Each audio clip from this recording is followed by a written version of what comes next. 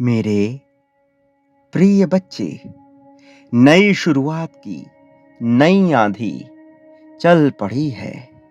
अब जीत का बवंडर मचने वाला है और इस तूफान से तुम्हें जीत की राहत दिलाने वो स्वयं ही आ रहा है।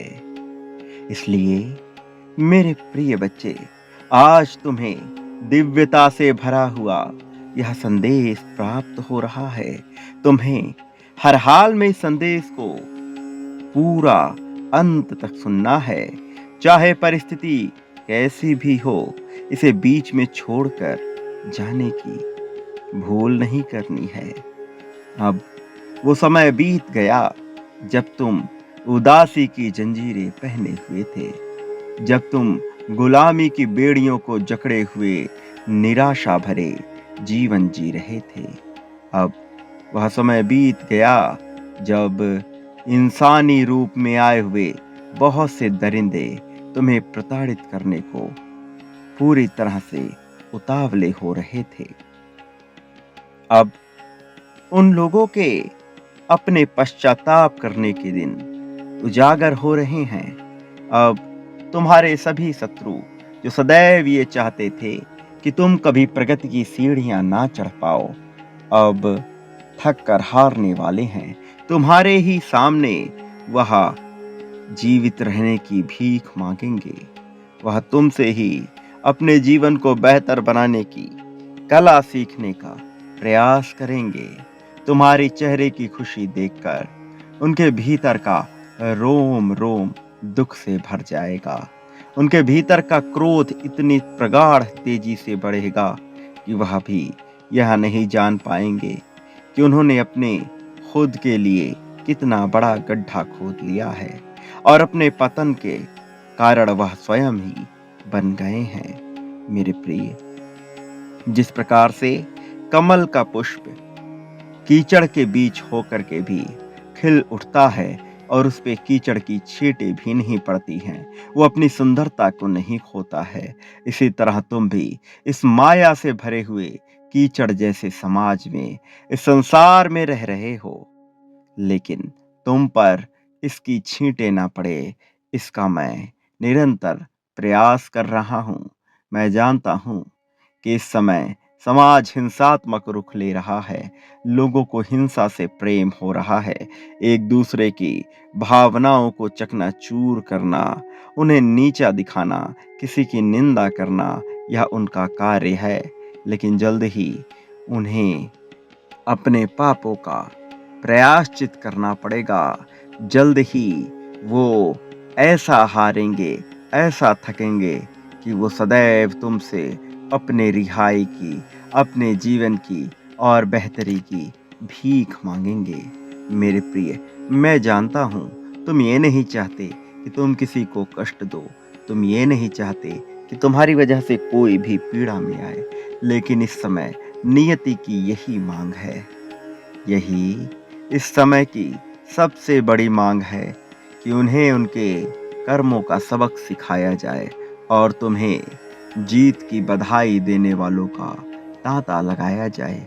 मेरे प्रिय, अब तक तुमने जो परिश्रम किया है, वह परिश्रम कोई भी बेहतर तरीके से समझ नहीं पाया है, क्योंकि कोई भी अब तक तुम पर ध्यान नहीं दे रहा था। लेकिन अब स्वर्ग में बैठे बहुत से फरिश्तों की नजर तुम पर पड़ गई है। वो जो चाहते हैं कि तुम्हारा जीवन पूरी तरह से बदल जाए, वो जो चाहते हैं कि तुम्हारे जीवन में उन्नति की दीवार खड़ी हो जाए, वो जो चाहते हैं कि तुम सदैव आगे बढ़ते रहो, अब तुम्हारे जीवन में आने वाले हैं। मेरे प्रिय, तुमने अपने जीवन में बहुत से ऐसे कर्म किए हैं जिसकी वजह से लोगों की नज़र तुम पर पड़ी है। कुछ लोग तुमसे प्रेरणा लेने के लिए तुम्हें देखते हैं, तो कुछ लोग तुम्हें नीचे गिराने के लिए तुम पर नजर बनाए हुए हैं, तो वहीं कुछ लोग तुम्हारा उत्थान करने के लिए तुम पर नजर बनाए हुए हैं। यह सबका अपना अपना नजरिया है जो वह तुम्हारी सहायता करना चाहते हैं, जो कुछ तुम्हें नीचे गिराना चाहते हैं और कुछ तुम्हें अपना गुरु मानना चाहते हैं। मेरे प्रिय, मैं जानता हूँ कि तुम्हारी क्या प्रतिभा है, तुम में क्या काबिलियत है, लेकिन तुम्हें भी अपनी प्रतिभा को पूर्ण रूप में समझना होगा, स्वीकारना होगा और उसे अपने जीवन में उतारना होगा। तुम्हारी प्रतिभा ही तुम्हें आगे ले जाने का कार्य करेगी। मेरे प्रिय बच्चे, अब तक तुम्हारे जीवन में बहुत सी ऐसी घटनाएं घटी हैं जो तुम्हें अप्रिय, अरुचिकर प्रतीत होती रही हैं, जो तुम करना बिल्कुल भी नहीं चाहते थे, किंतु मजबूरीवश तुम उसे कर रहे थे। अब तुम्हारा उन झंझटों से छूटने का समय आ गया है। वो लोग जो सदैव तुमसे नियम, कानून बताते रहते हैं, जो सदैव तुम्हें दबा कर रखना चाहते हैं, जो तुम्हें पूरी तरह से नियंत्रित करना चाहते हैं, वो सभी लोग अब अपने कर्मों का ऐसा फल भुगतने वाले हैं कि तुम उनका हश्र सोच भी नहीं सकते। बहुत प्रताड़ित कर लिया है उन लोगों ने। अब वह समय बीत गया कि कोई तुम्हें प्रताड़ित कर सके।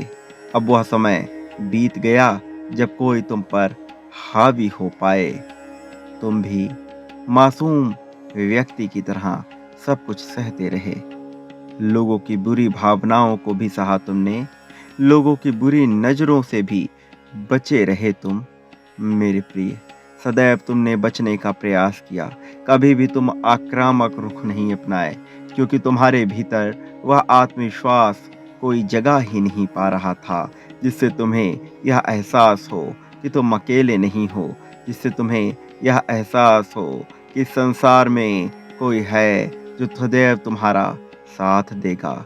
लेकिन अब जल्द ही तुम्हें एक ऐसा गुरु और एक ऐसा साथी मिलने वाला है, जो सदैव तुम्हें यह एहसास दिलाएगा कि तुम कभी भी अकेले नहीं हो।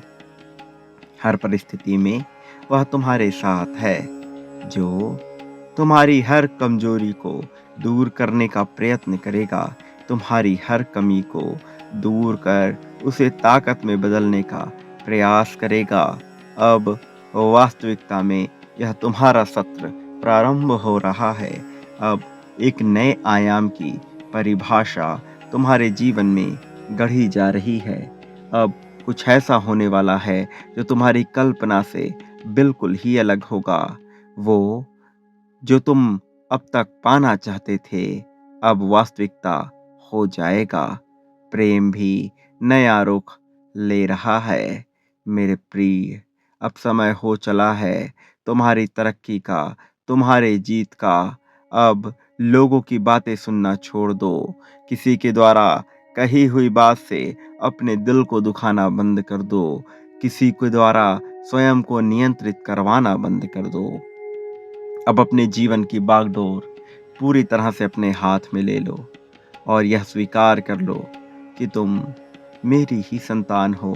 तुम सदैव मेरे पास हो और मैं सदैव तुम्हारे साथ हूँ। इसे स्वीकार कर अपना जीवन शांतिपूर्वक रूप से जीना प्रारंभ करो और यदि कोई तुम्हारे जीवन में बाधा बने तो उसे भी उसकी भाषा में सबक सिखाने को तैयार रहो। मेरे प्रिय, मतभेदों में मत उलझो।